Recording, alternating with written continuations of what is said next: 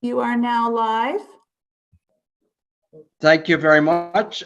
We will formally call the meeting to order, and I would ask Jeanette to read the resolution to go into closed session. By Deputy Warden Higgins, seconded by Councillor Martin. Resolved that the council resolve itself into committee of the whole closed session as authorized under section 239 of the Municipal Act to consider adoption of closed minutes of meeting held March 16th, 2022 and labor relations or employee negotiations as it relates to the potential location of an additional land ambulance space. And any questions on that one? All in favor? Carried. We'll move into a closed session, and we have to disconnect and come up under the closed session link. So we'll see you on the other side.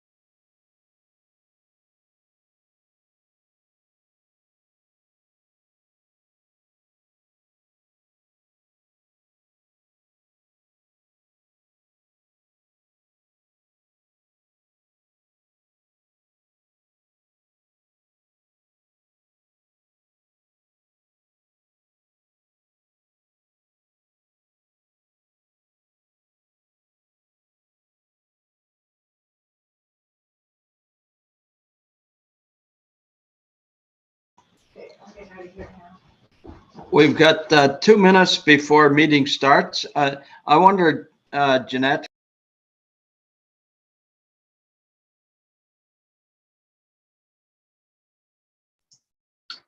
Yes, Warden Doyle, did you need something?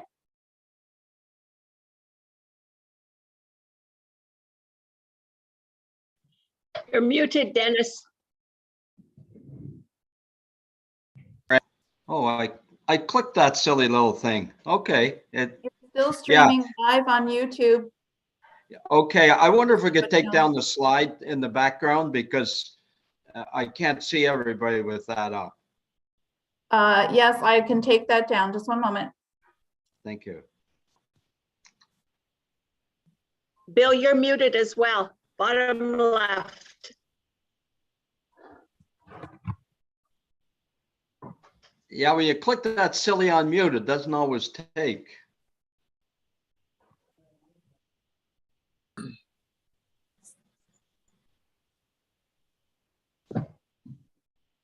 Oh, Father Ron is back. I hear you got a new addition, Ron. Congratulations. What's that? A new Oh. calf? Oh, yeah. Of course, born yesterday, nice weather out. Yeah. But I think she's okay. Out in the snow, I guess, yesterday morning. Yeah, well, we got her in the barn last night, and I went up this morning. I think she's going to be okay. Well, good. Yeah. I apologize. I had my snow tires removed on Monday. That caused the snow on Tuesday, I believe.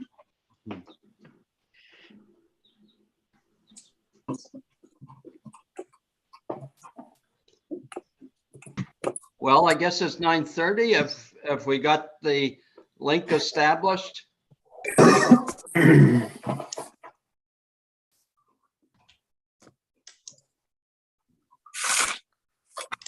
Angelique, are we ready to start the meeting? Yes, we're all good to go. All good to go. Okay, we'll call the meeting to order. And I want to thank everybody for meeting by virtual connection today. As I think we know, a number of staff and including myself have had COVID over the last couple of weeks. And I just want to mention that I had an extremely mild case. I've had far worse colds. And I credit that to the fact that 7 days before I got my first symptoms, I received the fourth dose. So from experience, that does work. And I'd like to suggest that we all consider that and promote it to our friends and family. Having said that, Jeanette, I think you have a resolution to read coming out of the in-camera. Yes, through you, Warden Doyle, moved by Councillor Martin, seconded by Councillor Rebel, resolved that council rise from the committee of the whole closed session without reporting. All in favor? Carried. And through you, Warden Doyle, there is an addendum that is moved by Councillor McDonald, seconded by Councillor Higgs, resolved that the addendum for the April 20th, 2022 meeting of the Council of the County of Frontenac be approved. And that's the report from Fairmount that Jerry submitted. Any questions on that? All in favor? Carried. And do we have any disclosure of pecuniary interest and the nature thereof to declare today? Having seen none, we'll record that and move on to the adoption of the minutes. Moved by Councillor Smith, seconded by Deputy Warden Higgins, resolved that the minutes of the regular council meeting held March 16th, 2022 be adopted. Any questions? All in favor? Carried. Okay, the next one is deputation. We don't have any, but we do have a number of proclamation resolutions to read. So through you, Warden Doyle, these are annual proclamations that council do on a yearly basis. So with council's permission, perhaps I could just read the resolve clause as opposed to the entire resolution, which is quite lengthy. So the first I'm one, in favor of that, and I see everybody's heads nodding. so the first yeah. one is Volunteer Week, which is April 24th to 30th, 2022. Therefore, be it resolved that the Council of the County of Frontenac hereby proclaim April 24th to 30th, 2022 to be National Volunteer Week in the County of Frontenac with the theme #Volunteers Bring Change, and further that the County of Frontenac celebrate and thank each of our volunteers for their commitment to others and urge citizens to recognize the crucial role played by volunteers in our community. All in favor? Carried. One is Emergency Preparedness Week. Now therefore be it resolved that the Council of the County of Frontenac hereby proclaim the week of May 1st to May 7th, 2022 to be Emergency Preparedness Week throughout the County of Frontenac with the theme of Emergency Preparedness, be ready for anything, and further that all citizens are encouraged to make a plan, build a kit, stay informed, and to participate in educational activities on emergency preparedness. If there's any questions on these, just speak up. Otherwise, I'll just call the vote. All in favor? Carried. Nursing Week? Therefore, be it resolved that the week of May 6th to May 12th, 2022 be proclaimed Nursing Week in the County of Frontenac with the theme of Nurses, a Voice to Lead, to showcase the many roles that nurses play in a patient's healthcare journey. All in favor? Carried. Personal Support, PSW Day? Therefore, be it resolved that, moved by Deputy Warden Hagan, seconded by Councillor Vanderwall. Therefore, be it resolved that the Council of the County of Frontenac hereby proclaim May 19th, 2022 to be Personal Support Worker Day in the County of Frontenac. All in favor? Carried. And Paramedic Services Week? Moved by Councillor Martin, seconded by Councillor Rebel. Therefore, be it resolved that the week of May 22nd to May 28th, 2022 be proclaimed Paramedic Services Week in the County of Frontenac with the theme of Faces of Paramedicine, which demonstrates the important role that paramedics play as educators to the public. And all in favor? Carried. And I think now we move into the Committee of the Whole. Moved by Councillor McDonald, seconded by Councillor Higgs, that Council adjourn and meet as Committee of the Whole with the Deputy Warden in the chair. All in favor? Carried. The chair's yours, Ron. Thank you, Warden Doyle. With that, the first on the agenda for Committee of the Whole is a briefing by the CAO with the monthly CAO briefing. Turn it over to you, Kelly. Thank you, Deputy Warden. Just share my screen here, which is always a challenge, no matter how many times I do it. Thanks, everyone, and my apologies. My voice is a little weak this morning, but that'll just mean we'll get through it a little quicker. And as usual, if you have any questions, please ask, and if we don't have answers, we'll get back to you.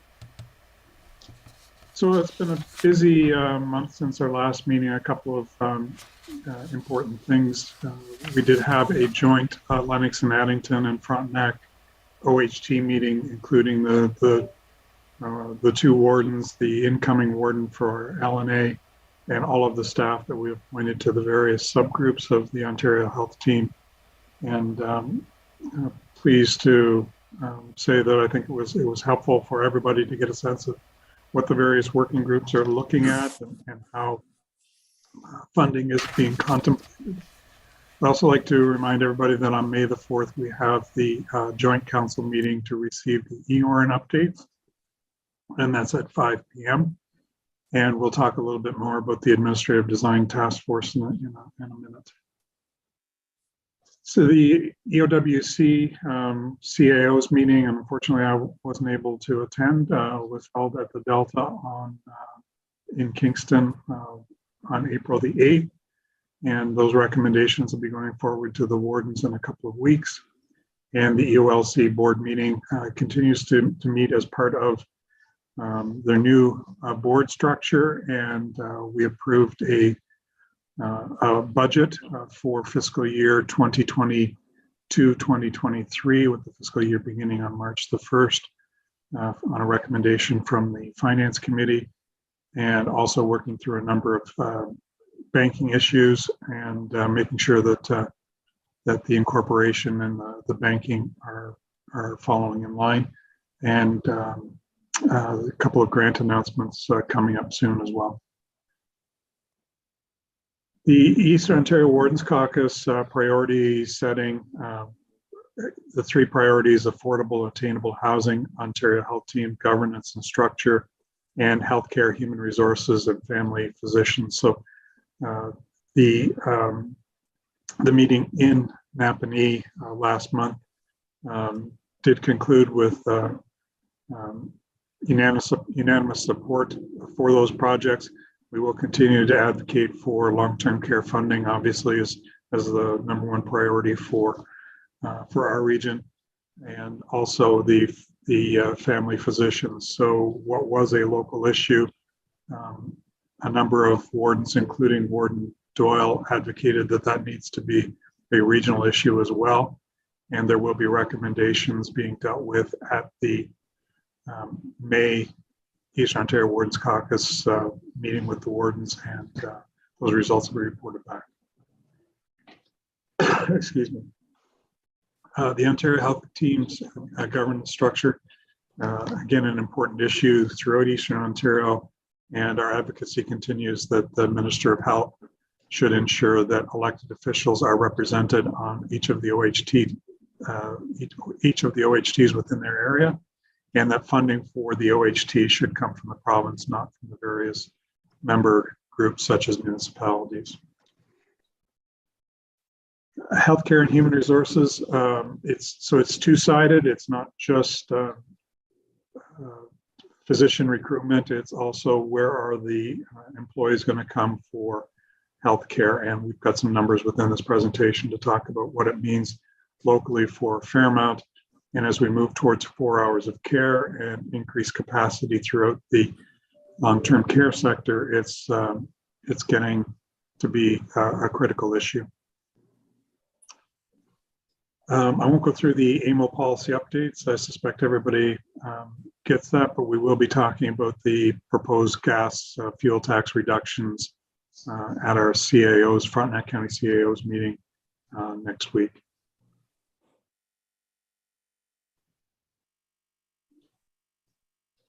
Administrative building redevelopment, and was talking to our architect yesterday, or emailing with our architect yesterday, and like everybody else there, they and their subs are dealing with some health issues as we work through this wave of COVID.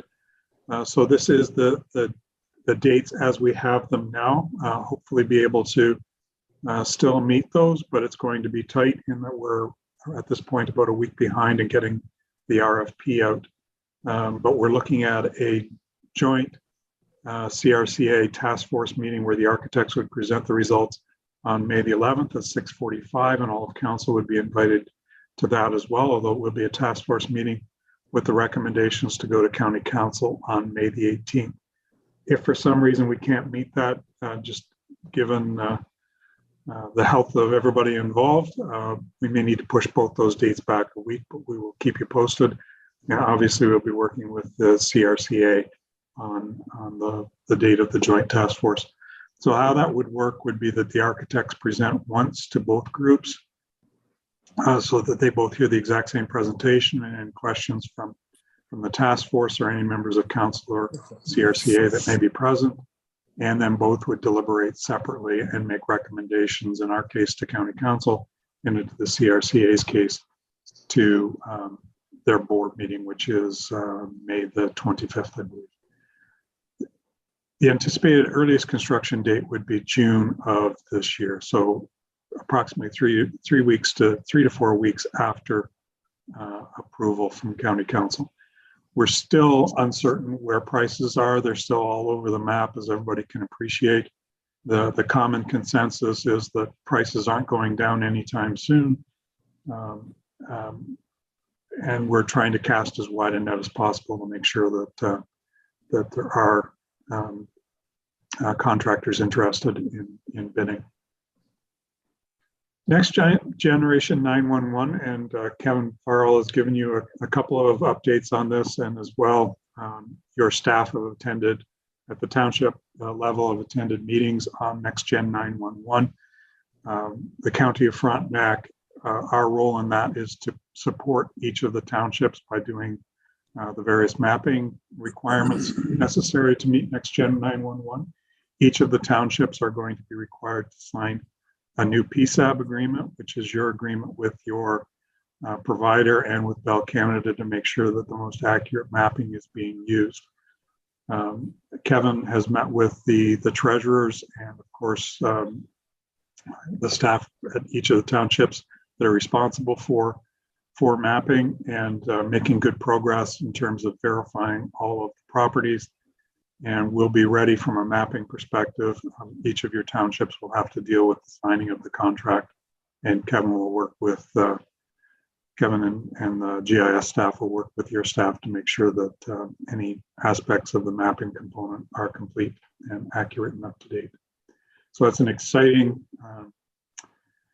development in Next Gen in 911. The Next Gen proposal will give far more accurate information to first responders and be more reliable and more timely. So bylaw review, address validation is underway with the various clerks and treasurers and with the help of FMIS staff. Quality control data checks are underway. Kevin has proposed a workflow review so that we can meet the 72-hour turnaround time required for new addressing to be in the map and available to dispatchers, and also the water access only issue. We've been working through that, particularly with Central and North, on making sure that information is up to date. And of course, good old island naming, which has been a historical issue throughout cottage country. So making good progress, and big thanks to your staff that are working hard to make sure that the best possible information is being provided to dispatch, which in turn will be provided to first responders. Mr. Warden, I see it. Kelly, yeah, I see. Bill, you have a question? You're muted, Bill. Can you hear me now? Yeah, No? go ahead. Yes. What's going to happen to all the civic address numbers that are already in place in regard to, it looks like we're going to be assigning new numbers, or what's the process there? We're not assigning new numbers. They'll have to be verified in the field. So we're going through an exercise of either using Google Maps where they're available to verify them in the field, and identifying to township staff where they need to be field verified. So a combination of GIS staff and field staff. But there won't be new numbers assigned unless there are errors that don't meet the bylaw requirements. So for the most part, the person making the phone call won't see any difference. It'll just be dispatch, and the first responders have more accurate information. Oh, okay, thank you. And I see Councillor Martin, you have a question? Yeah, my question is, we have a lot of, is my mic working? Yep. We have a lot of vacant lots that right now don't have 911 numbers on them. And I'm wondering if they're going to be captured in this new program. That was part of an initiative a couple of years back, resulting out of an issue out of Hastings County. And Frontenac County declined to participate in that initiative, which would have required each laneway to be numbered. Having said that, your township could make that decision to participate in that program should you wish. Okay, That's so, a local decision, not a county council decision. all right, thanks. Just in See no terms other of, questions? and I mentioned earlier where we're at with recruitment, this was as of Friday. We currently have 31 vacant positions at Fairmount, 19 PSWs, 5 RPNs, 5 RNs, 1 dietary aide, and 1 occupational therapist. And this is fairly typical for Fairmount. So on any given day, if you go to our recruitment page on the website, you'll see anywhere from 20 to 40 different vacancies for Fairmount. Why we're concerned about this is because just within the city of Kingston, there's 3 new proposed developments. There's also a new development proposed for Napanee across from the current John M. Parrott Center and the hospital in Napanee. There's another one for Athens. And all of these sites are going to require staff, and we'll continue to advocate with the Minister of Health. And I can assure you that the Minister of Health understands the importance of this, but we do have now an obligation under the Act to staff to the 4 hours of care that we advocated for, but it's becoming increasingly difficult, and it'll become even harder to recruit as these new homes come online over the next couple of years. So certainly have offered the help of the Wardens Caucus to work with the province on the issue, as well as the Eastern Ontario Wardens Caucus is also looking at the opportunity for immigration to help out, to be part of the solution. So continue to advocate for healthcare workers and the ability to staff our homes with the quality of care that's required now. Sorry about that. A little sensitive on the mouse. So a human resources update through the end of last week, we were up to 167 recruitments. So again, we're above last year, and last year was a record-breaking year, as was the year before. Recruitment is a full-time job and a difficult job for our HR staff.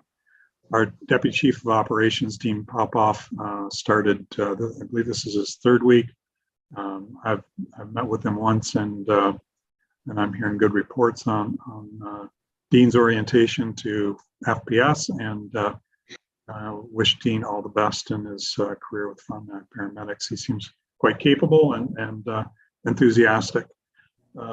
Just a reminder that we are balancing 3 different sets of union negotiations, which also takes a lot of HR time, beginning with Barb, but each of our HR generalists is supporting one of these negotiations as well. So negotiating with 109, which is the ferry workers, OPSU, which is paramedics, which we have another 5 dates scheduled. We have 5 dates scheduled, and QP 2290, which is long-term care and office staff. In terms of our social media and community engagement across all channels in March is up from the previous month, but down from the same period a year ago. We had some strong outlier events and posts in March last year, which pushed those numbers up. But audiences show interest in Warden Doyle's submission from the Federation of Canadian Municipalities.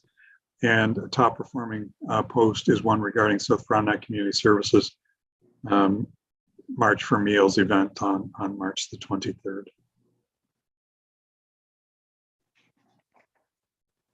And we'll be collecting and measuring resident sentiment regarding the Central Frontenac zoning bylaw and various other issues related to the central bylaw through the next couple of weeks on the Engage Frontenac site. We've had very strong engagement on this, and on the question of rules about backyard hens and chickens so far seems to be a popular topic.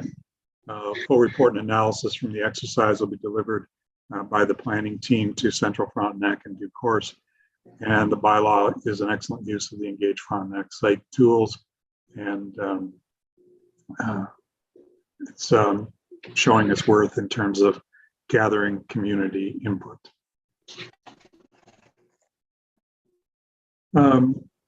Top social media posts in the,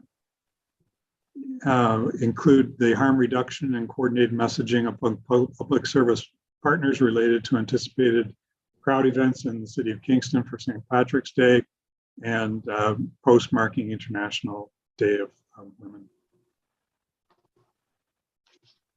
Planning update, revisions to the North Frontenac RV bylaw are underway. The Charbot Lake school site communal servicing feasibility study continues, with the final report going to be presented to the township shortly. And we continue to support the township's effort with respect to the zoning bylaw. They've hired consultant Glenn Tunnick to lead that exercise, but of course on the mapping and some of the interpretation stuff, support is being provided by the county. And the Marysville secondary plan was presented at Frontenac Islands Council on March the 14th, and there will be an open house at the end of April. Planning application activity continues to be strong throughout the county, and March was no different, and continue to support the townships and their frontline staff on delivering an excellent planning service.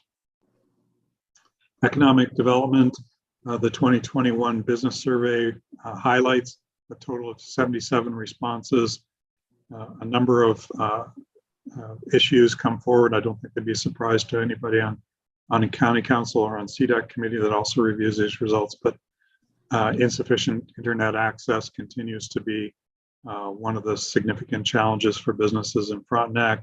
Securing and retaining staff, the cost of utilities and regulations that are burdensome or unnecessary.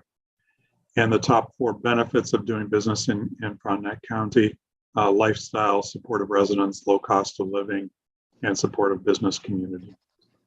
Interesting fun fact, 55% of respondents to the survey sell products or services online in some way. So it's a really popular way of doing business in rural Ontario, which makes our meeting with EORN in a couple of weeks that much more important. And just a reminder, EORN is leading the cellular portion of that. The province of Ontario is leading the broadband initiative, and those two projects need to come together so that we can get that insufficient internet access number down.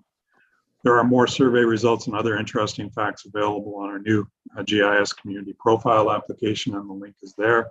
The GIS team has worked with the township staff to improve delivery of that information. So with that, Mr. Chair, Deputy Warden, if there are any questions, would you please to answer them, and if not, we can get on with the rest of our agenda.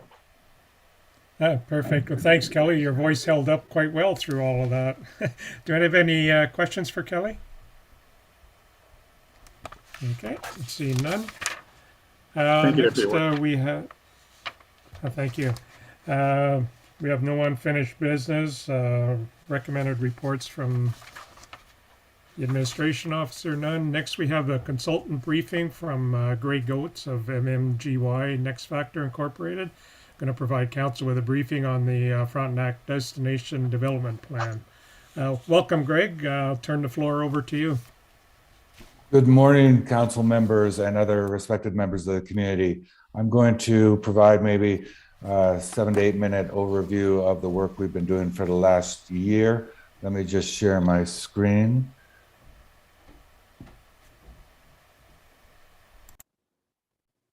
So this is the plan, which I believe you've all had a chance to look at and review. This has been a year-long project. Our company is MMGY Next Factor. We do strategic plans and consulting for communities and destinations in the tourism industry across North America of all sizes. And in the past, we've worked with Haliburton County and Ottawa Valley, your neighbors.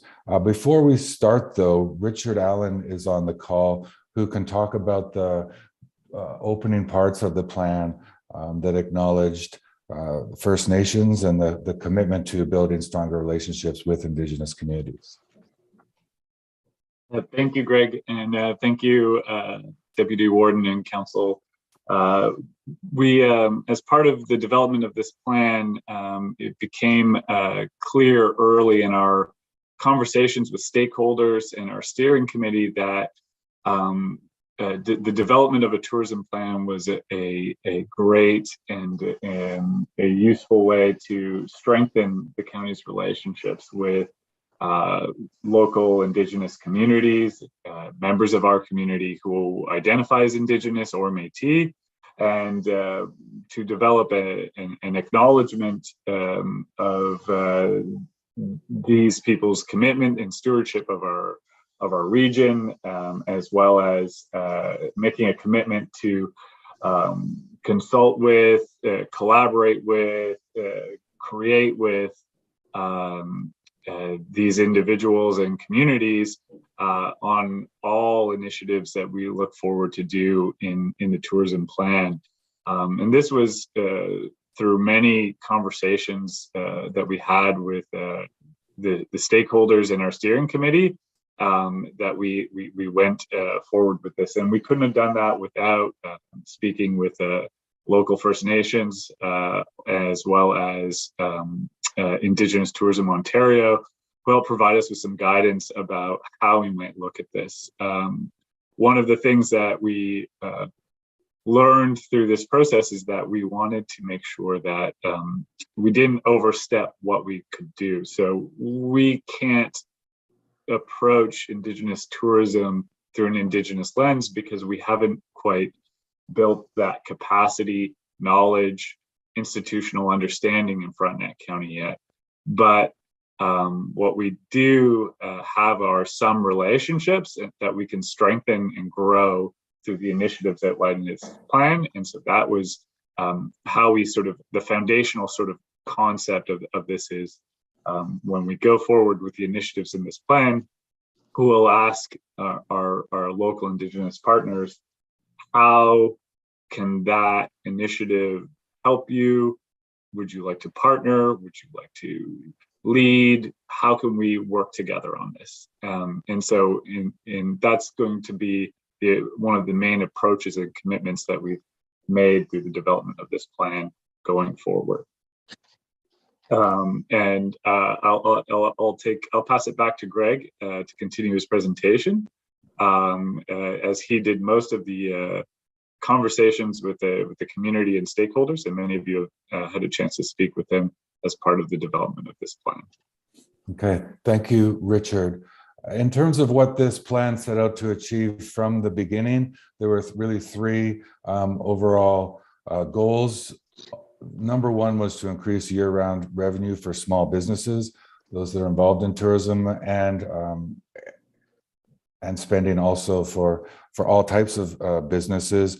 Because there are 4 townships and so many different types of priorities and opportunities and challenges, we really tried to find those things that absolutely everyone across the 4 townships could agree. And that's why this is number one. Number two was to really look at how we can provide high-level strategies for the county to lead tourism and destination development, but very much in the spirit of collaborating with the private and civic sectors. And then number 3 was to emphasize environmental sustainability and improve diversity, equity, and inclusion. We've now, over the years, worked with every single province and a couple territories. And throughout that, I don't know if we've ever had as much in-depth conversations related to diversity, equity, and inclusion as we have in Frontenac County. And that really came from the community members. So it's interesting to see so much support and intention around that. In terms of the overall work plan, this is started in March 21st. We've worked very closely with Richard and his team and a steering committee that was put together comprised of key stakeholders in all 4 townships.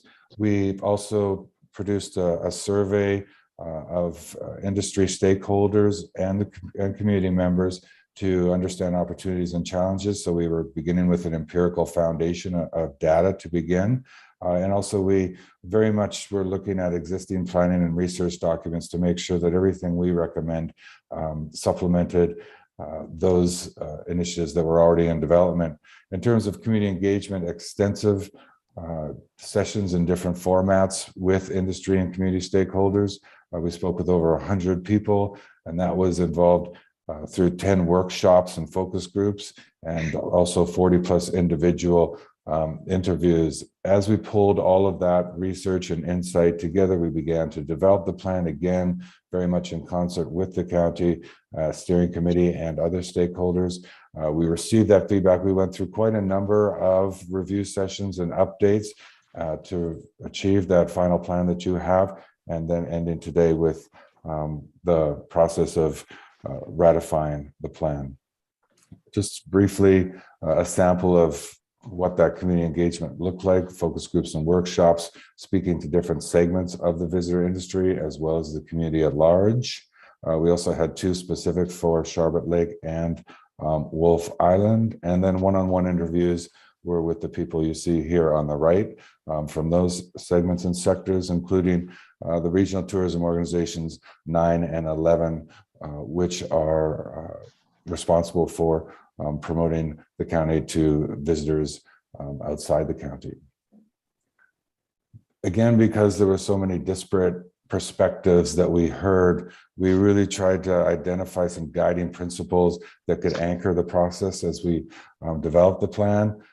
Number 1 was to align the 4 townships around some common themes. So really not break this plan down into 4 different sections and strategies for each of the townships, but what were strategies that applied to all, and also coming at this from a visitor perspective who doesn't see township borders and how they research and book travel. So that was really the number 1 guiding principle.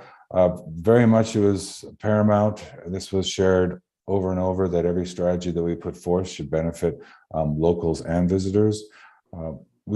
There's nothing in this plan recommending high capital expenditures for a variety of reasons. So we wanted to really look at how we could optimize clusters of existing infrastructure and community networks and build on those, really connect the dots.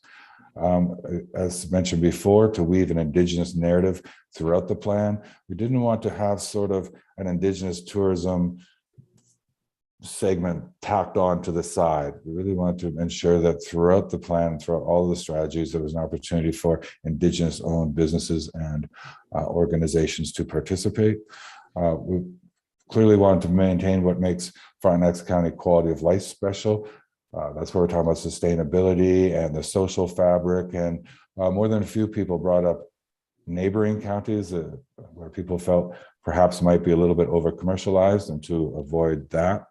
And then lastly, really to define that brand narrative. What is the unique identity and value proposition for visiting Frontenac County?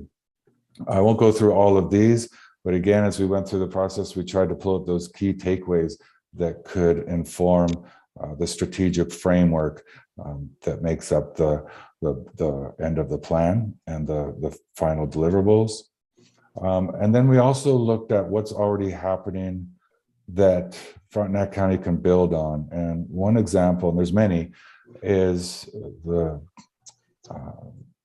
provincial tourism organization for Ontario put out its really partnership program and strategic plan for 22-23. And part of that included 5 product spotlights. 3 of them outdoors, food and drink, arts and culture.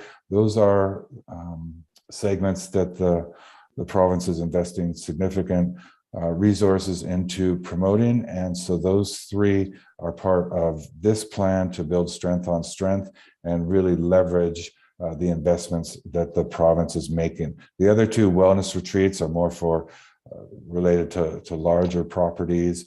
And then family attractions like theme parks, water parks weren't quite relevant. But at the same time, this is very much developed with the idea of attracting families and young people as well to the county.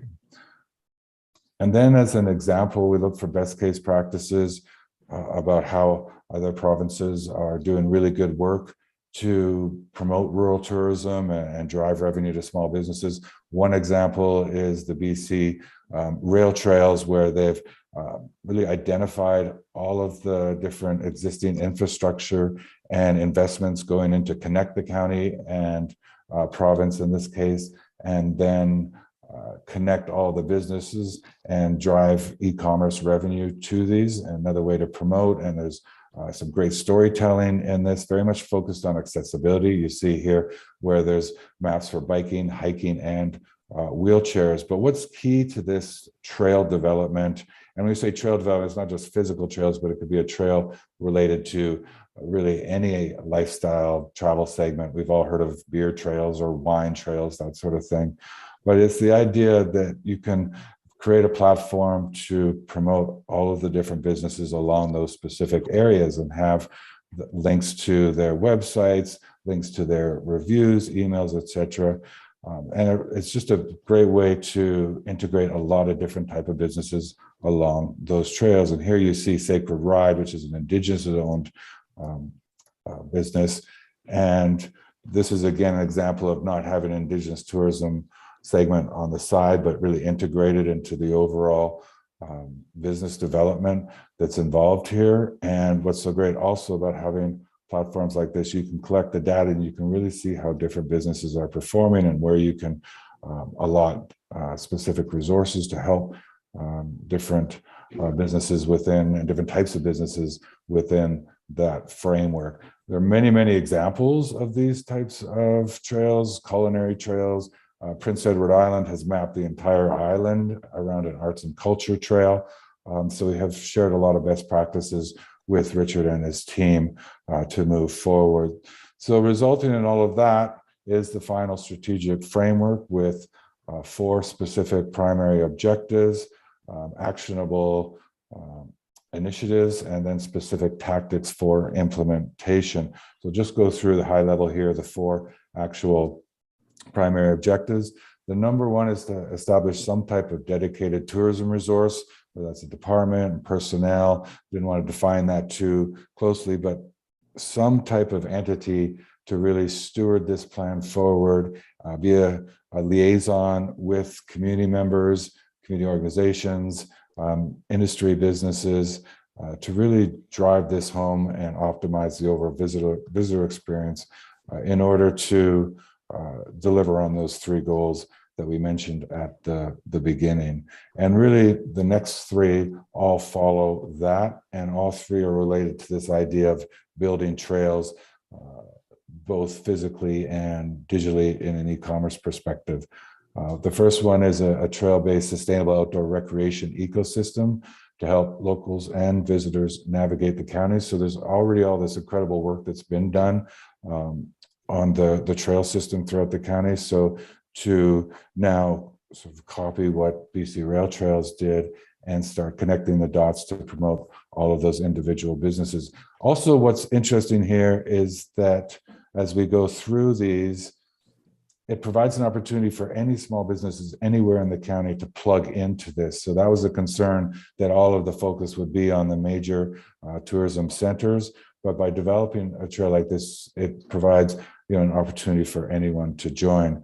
The third one is to really look at identifying and promoting arts, culture, and heritage organizations, communities, and businesses along the same sort of strategy as number 2. Again, looking at how much success counties and islands like Prince Edward Island have had to do that. And oftentimes what we see is there's so much focus on outdoor recreation, and that gets so much attention and resources. And we found very much that people in arts, culture, and heritage felt that they have a lot to provide visitors, and they don't always get the attention that they deserve. So that's why we pulled out that specifically for one of the primary objectives.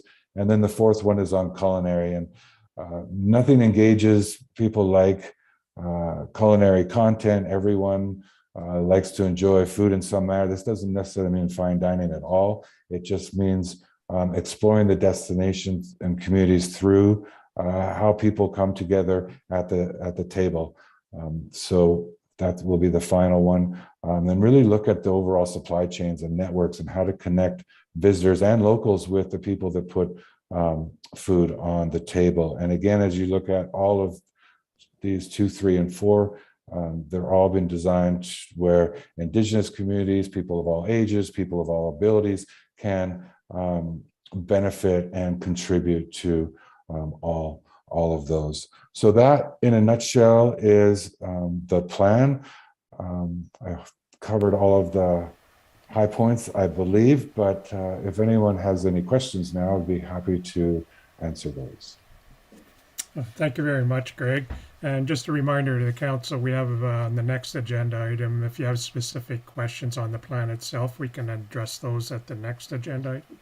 But for the process of Greg's overview and the process we went through, does anybody have any questions? Go ahead, Ellen. Councillor Revel. You're on mute. So I just wanted to just wonder if you could flesh out a little bit in the framework, the first item you talked about establishing dedicated tourism resources. And I wonder if you could just flesh that out a little bit more for us in terms of how you see that unfolding. Right. I'm not sure it's the appropriate time, but Yes. So right now, the county, it's a public, the public county website that is the consumer-facing portal for visitors to learn about what's available in the community to explore and discover. And typically, to build on this moving forward, to really optimize what you have and promote that more effectively, you would want a dedicated tourism website, a consumer-facing website versus a publicly owned website. You could still have a tourism website that was publicly owned, but it would be designed and geared to modern standards of how people research and book travel. But more importantly, it would be what the conversation has revolved around is dedicated a person or people to take this head on. Right now, you have economic development people sort of overseeing this, but to have professional, experienced people in the tourism industry oversee the different initiatives in this plan and really work with community and industry organizations to understand their needs and help promote them better. So really that in a nutshell is it, just to have dedicated tourism industry personnel to move this plan forward. And the idea that this plan is, there's ROI here that would help fund those positions, but without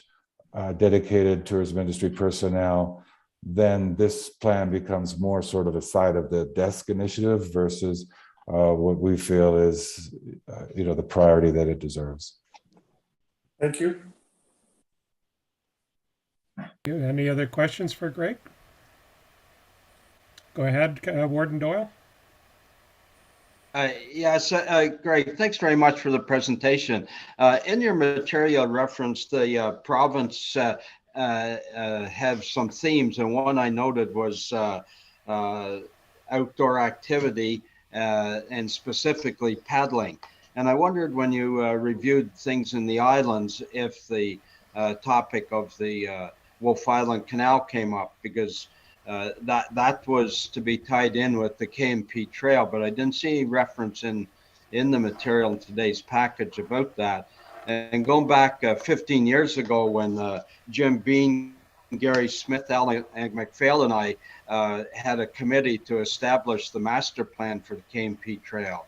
That was one of the top priorities, that it should be tied in, because the reason for the KMP Trail was based on the fact to get rail cars from ports in New York City where goods from Europe came in and came across northern New York State to Cape Vincent, New York, and then floated on barges through the Wolf Island Canal. And those same cars were put on the KMP Trail and brought up the full length of the trail. So did that come up at all? Yes, due to the sheer scope and spectrum of initiatives and developments underway across the county, we didn't get that granular to include as many of those in the plan, but very much the waterways are part of the trail system and inclusive of what we're describing here in terms of different ways to physically navigate the county. So that would be part of a countywide sort of trail pathway, lakeway navigation route that we would be advocating for. Thank you. Next we have Councillor Vanderwall, and then we'll go to Councillor McDonald. Go ahead, Councillor Vanderwall. Well, I guess I have a comment and a question. With the investment that you made a comment on in our trails, we should work really hard to make the trail and the trailhead work with the public, especially the one that we're investing in Verona. I know it's somewhat contentious right now, but if you're wanting everybody to use it, we need to figure out a way to make that work with ATVers and with the public. It isn't just recreation, like you said. The second part is, if we're applying for $100,000 grant and you're recommending staff that'll basically eat the 100,000 and you won't do anything else then, without more investment from a county budget. Right. So the overall direction of this was for this plan to provide an enabling environment for private sector investment. Beyond the personnel, there is the website development. So there would be some monies required for that, but overall, the goal here is really to provide a roadmap for private sector interests to invest in these initiatives. Does that respond to your comment appropriately? If you can get private sector buy-in, absolutely. But okay, thanks. Okay. Hey, Councillor McDonald? Yes, I think part of my question's already been answered, but I just want to make a comment. Has there been any discussion, Greg, around the fact that we want to expand the tourism season in the area? For example, perhaps winter activities in the way of ice fishing and cross-country skiing. But we really don't have the facilities in which, for example, the tourist camps that are not prepared to entertain guests in the wintertime because their cottages maybe not be insulated or they don't have septic systems that work in the wintertime. And I'm just wondering, does your same answer apply to that particular issue as what you've just given to Councillor Vanderwall? That what you're suggesting here is that if we increase the visibility of the area, the private sector investment will take care of that problem? Right. So the idea being as tourism increases, including to North Frontenac, the season starts to expand in the shoulder seasons.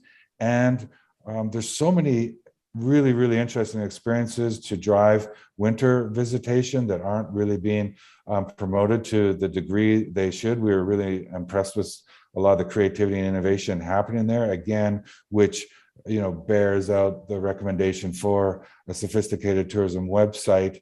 And the idea, as that scales and visitation grows, then that would start providing the ROI for investing in winterizing accommodations. Winterizing accommodations in the north came up a lot, but it's not something that this plan would specifically recommend for the county to in any way oversee. Also, in terms of expanding the season, and we've seen case studies like this across Canada, by focusing as much on food and beverage, that whole culinary travel segment, and the arts, culture, and heritage, those are weather independent. So then you can start looking at leveraging those to drive visitation more in the spring and fall to, again, provide those incentives and the ROI for the private sector to continue to invest in those regions. Thank you. Councillor Revel? Thank you, Deputy Warden. So I'm not sure whether this is an appropriate thought, but it seems to me that the report is very, very comprehensive, but wide-ranging. And I think there's a lot of meat that needs a little further consideration. I'm at least floating the idea that this should be referred to either CDAC or a combination, a joint meeting with CDAC and the Planning Advisory Committee to sort of flesh out some more of or review some more of the details of this before it is adopted by County Council. I appreciate hearing comments from others. Thank you.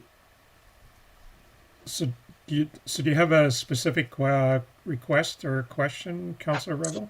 Well, I think certainly if we're looking at staffing resources within the county, and the implications in how we implement this, I believe the resolution is to both accept the report and presume from that county staff would proceed with bringing forward plans to perhaps increase staffing levels in order to accommodate what's been contained in the report.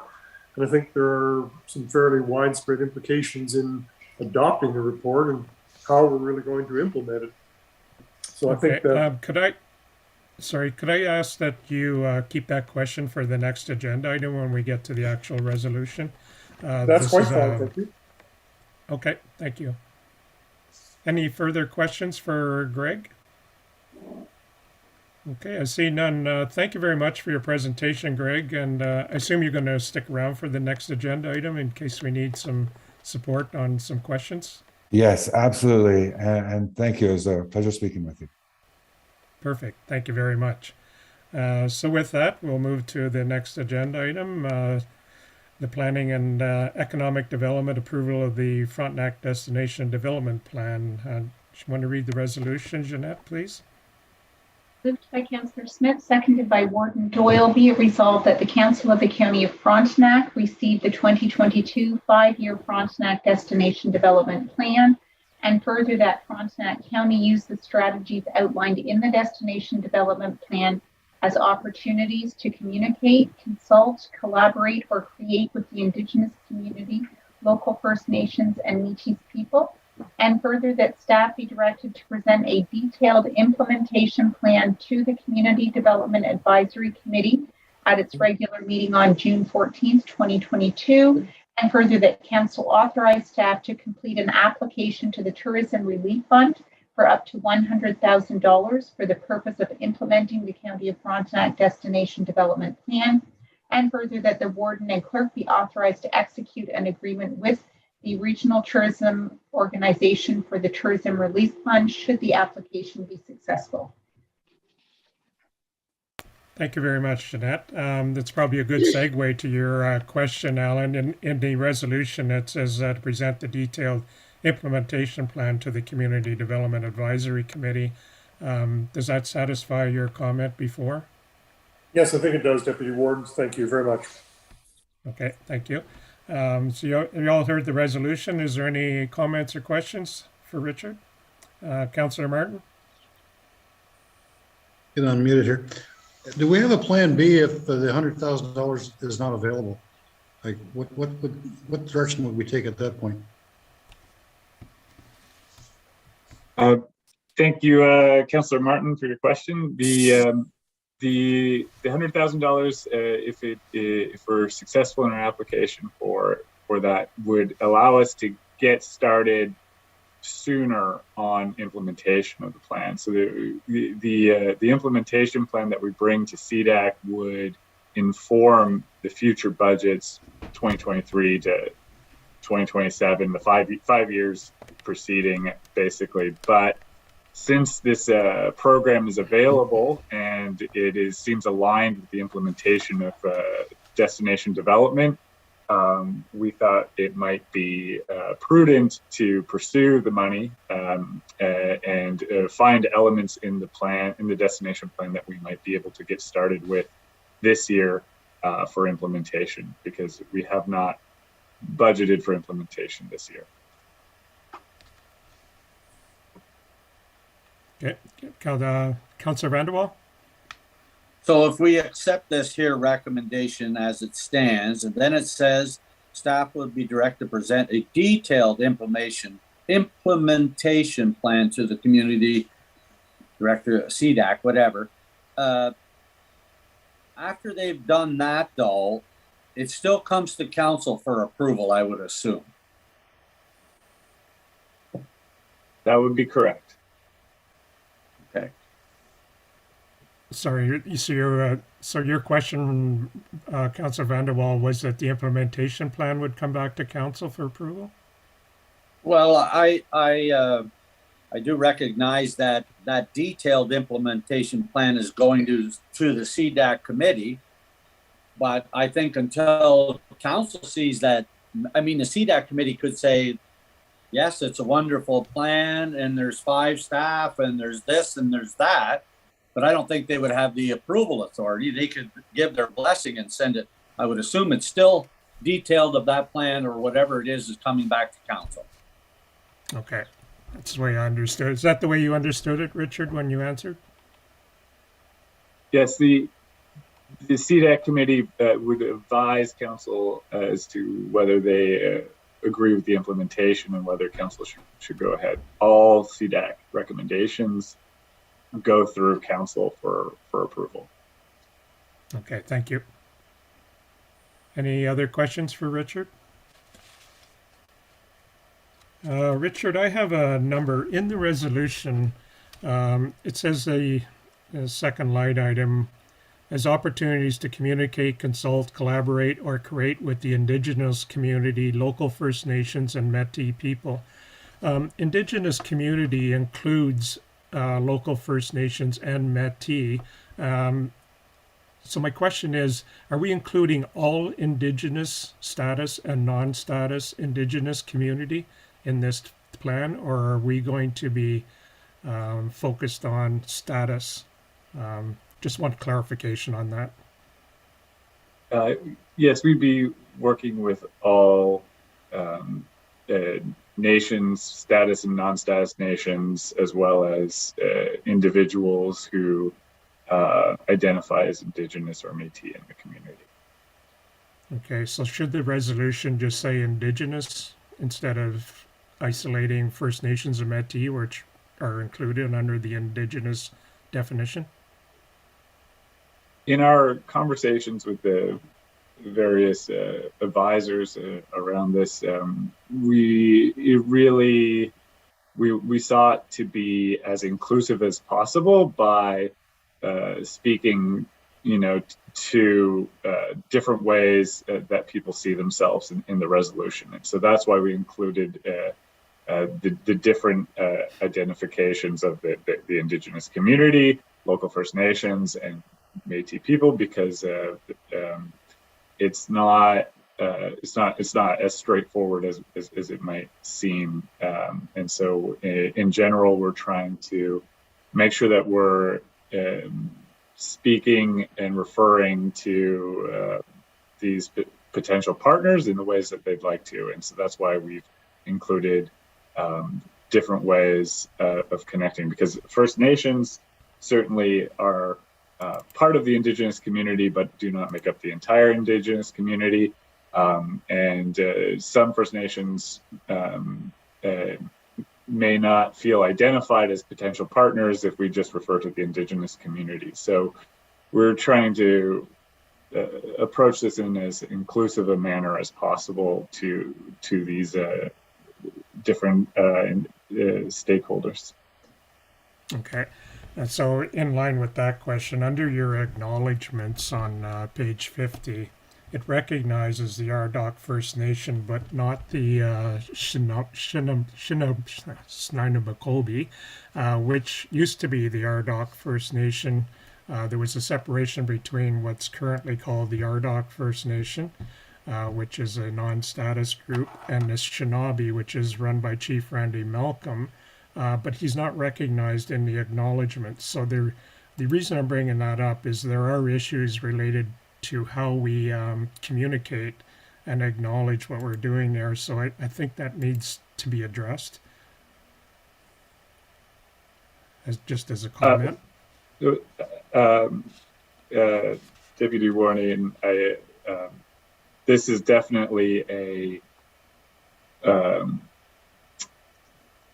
one of the first sort of overt efforts that we're making as a county, and we have a long learning journey in terms of understanding the local Indigenous history and in history of local nations, and I appreciate your.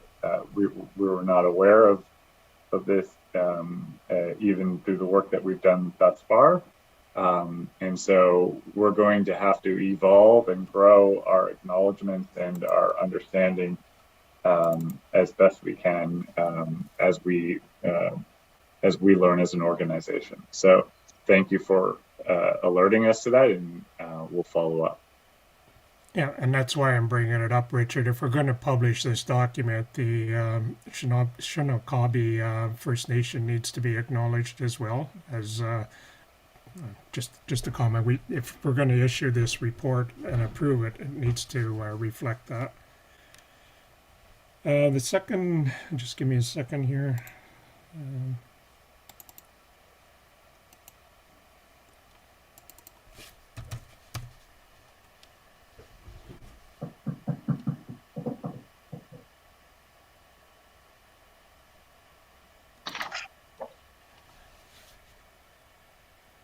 So under page 58, it talks about the state of the industry. And there's talking about the second line there. Under the digits, there's 95 million to the provincial tax base and 9 billion to local municipalities. When you were talking about 100,000, is this the money that you were talking about that we would apply for? Part of that 9 million would be the 100,000?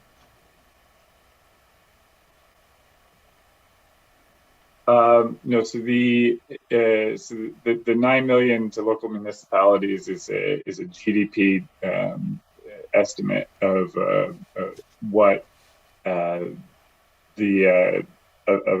growth, essentially, of benefit, economic benefit to the region from tourism. The 100,000 is from the Tourism Relief Fund, which was announced last week. And the Tourism Relief Fund, there's about $50 million being delivered across Ontario through each of the regional tourism organizations for-profit, not-for-profit, Indigenous-led businesses and other organizations involved in tourism to apply for. And so municipalities and not-for-profits can apply for up to $100,000 of funding for the purpose of destination development or product development. So this is a relatively new program, but the application window closes on May 15th. So it's a fast turnaround to participate in the program. Okay, so that's not part of that's not something we get, that goes to tourism organizations, is that correct? So townships, counties, tourism organizations, they all can apply for this. Okay. And are we applying? That's what we're looking for direction to do, yes. Okay, so that is the 100,000 to apply for. Okay, thank you. Next question. So under I think it was brought up, Councillor Vanderwall mentioned it, getting a resource to another resource. What year are we planning to get that resource? Is that year 1, 2, 3, 4, 5, or is it dependent on getting the grant? I think we're planning to put this forward as a budget item for the 2023 budget, and so that is the current iteration. We have to kind of go back and lay out how the projects would lay out over the 5 years of this plan and bring that forth in the implementation plan. But it's in our mind that you can't really pool the resources and connect with the community as the plan recommends without having additional resources on the ground to do that. And so we would need a entity or partner or person to lead that as early as possible. Okay, so I think when this all began a few years ago with the economic development, I think when we started out on this venture, I believe, I'll need clarification from the clerk, checking back in the records, that we thought this would be a self-supportive group, that the resources would be supported by the business community and not the county. So my question for the clerk is, if we approve this today, this development plan, which identifies a resource, is council committed to hiring a resource, or can we revisit it at the time it comes to council? I'm not quite sure what, I don't believe this recommendation right now is approving the plan. So the plan would go directly to CDAC, and CDAC will approve what's in it and then send that to council for a recommendation. And then at that point, council can potentially alter the recommendation so that it's included in the budget presentations. And I believe that is where this was what Mr. Allen had indicated this would go to is that each year council receives business plans and project proposals through the budget deliberations. So the resources would be included in there along with how each one is funded. So it would be at that point in time where council can say yes or no, but perhaps, I believe that's what the intent is here, but perhaps Mr. Allen, if you could clarify. No, that's the intention. Thank you. Okay, Ms. thank you very Amin. much. The last comment I had is I can't remember where I saw this, but it looks like we were going to consult with Kingston and collaborate with Kingston on economic development. Should we also be collaborating with neighboring municipalities like Belleville, Napanee, working with their plans as well, or do we want to stay just with Kingston? Yeah, regional tourism. Oh, okay. That's all the comments I had. Any other comments or questions from council? Okay, seeing none. I've all heard the resolution. Ron, okay, I can see you now. All in favor? And opposed? Carried. Thank you very much, everyone. And next we have the County of Frontenac resolution in support for Ukraine. I'll ask Jeanette to read the resolution. Moved by Councillor Vanderwall, seconded by Councillor Martin.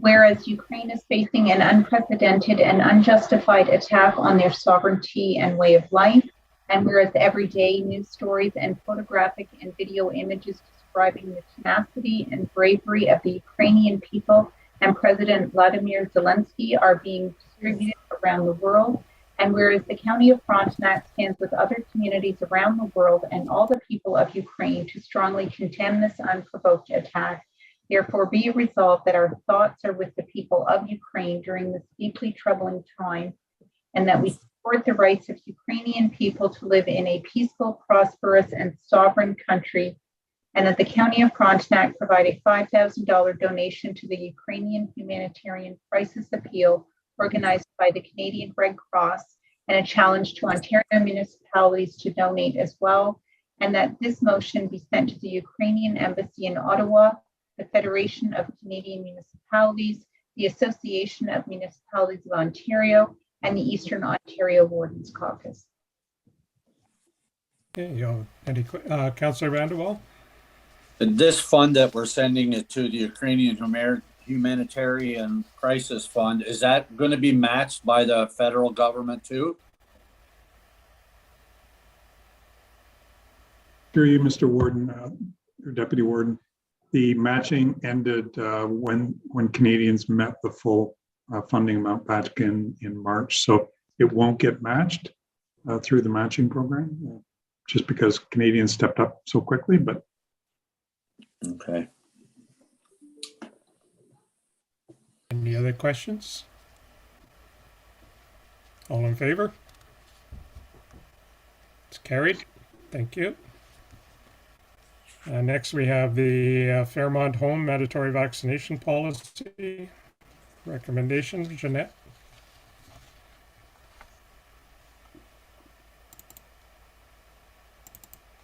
I'm sorry, through you, Deputy. You might be being...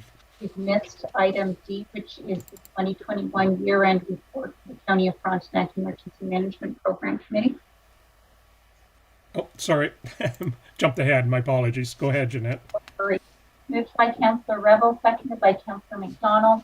Be it resolved that the County of Frontenac receive the Office of the Chief Administrative Officer 2021 year-end report on the County of Frontenac Emergency Management Program Committee report, and further that a copy of the 2021 year-end report of the County of Frontenac Emergency Management Program Committee be posted to the County of Frontenac website. You've all heard the resolution. Is there any questions or comments? Seeing none, all in favor? And it's carried.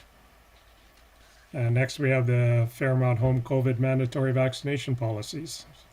Seconded by Councillor Smith. Be it resolved that the Council of the County of Frontenac receive the Fairmont Home COVID-19 mandatory vaccination policies report and attached policies, including Appendix A, IP, and C27, COVID-19 staff vaccination and surveillance testing, and Appendix B, IP, and C29, essential visitors and general visitors during COVID-19. You heard the resolution. Any questions? I do have one. In the policy, just let me pull it up here. In the policy on page 92 of the agenda, it talks about unvaccinated, an individual who is medically exempt from receiving a full series, blah, blah, blah. Should we also be including religious unvaccinated? I understand that there are people that don't have to get vaccinated because of religion. Good morning, Susan. I'd just like to speak on behalf of your question, Deputy Warden. At this point, I am not aware of a religious exemption that would be granted to an employee to allow them to be unvaccinated in the home. That is also the direction I've been given from our Director of HR at this point as well. Of course, if those circumstances were to change, we would certainly amend the policy. Be it resolved that the Council of the County of Frontenac received the Fairmount Home County of Frontenac resolution for participation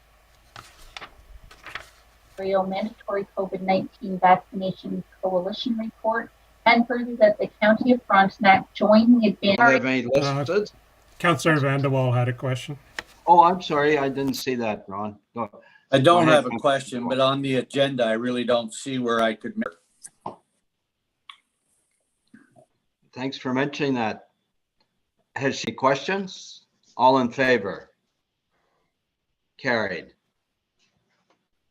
Moved by Councillor Martin, seconded by Councillor Rebel. Resolved that bylaws A through D be read a third time, signed, sealed, and finally passed. Any questions or comments? All in favor? Carried. Moved by Councillor McDonald, seconded by Councillor Higgs, that the meeting hereby adjourn at 10:50 a.m. All in favor? Thanks very much, everybody, and have a good day. Stay safe and get your fourth shot. Alan, you're on mute. Alan was saying something, but we couldn't hear him. Alan? Alan, you're still on mute. Bottom left, bottom left. Or push your space bar. Push down your space bar.